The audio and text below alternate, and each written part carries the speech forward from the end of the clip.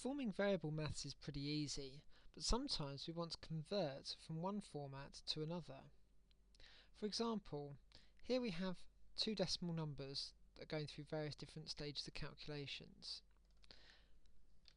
If I was to change one of these into an integer, suddenly every calculation stops working. This one won't work because it's floating point numbers. This one won't work because there's a floating point number. This one won't work because there's a combination of floating points and fixed integers. So we need to make some sort of conversion. The way we can do that is using our convert function.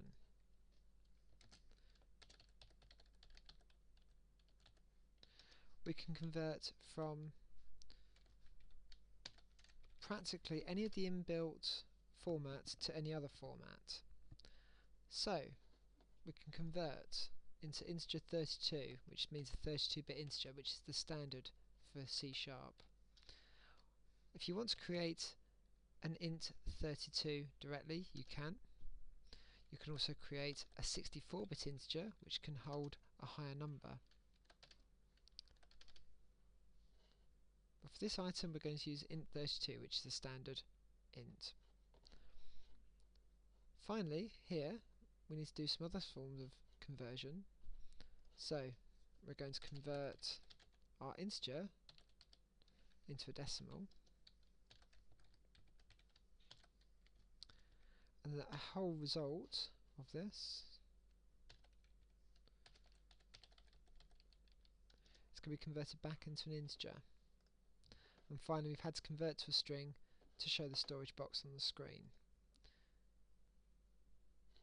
As it happens, doing all these different conversions to integers and various other ways has led us to the exact same answer as if we hadn't used an integer. We may also want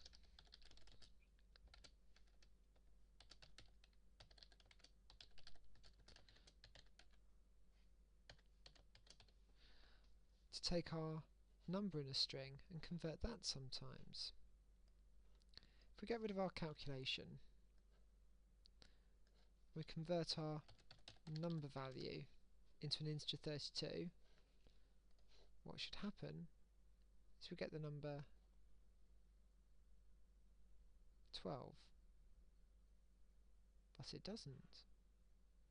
The reason for this is that this string cannot actually be changed directly into an integer because of the decimal point. Therefore, it doesn't work. And yet, if I was to convert this number first of all into a decimal number from a string and then convert it into an integer, the program has no difficulties. This shows you have to be really careful when you're converting between different number formats. In the same way as if I made storage box 2 my convert to decimal here,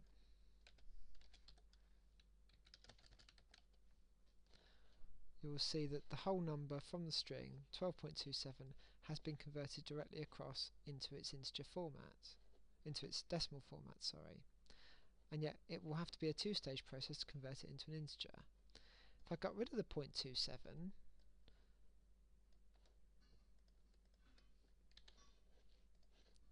the computer has no difficulty. Converting between different number formats, decimals, integers and the such like, is much easier for the computer to do than to take a string value. So if we ever want to convert from a string value into an integer, we either have to make sure it is definitely a number first of all, or we take it through a decimal or double format before then moving it into an integer. But what happens if it's not a number format at all? It's just some random text. Again, input string is not accepted. This time it's not accepted for the decimal either, because it cannot convert that to a decimal number.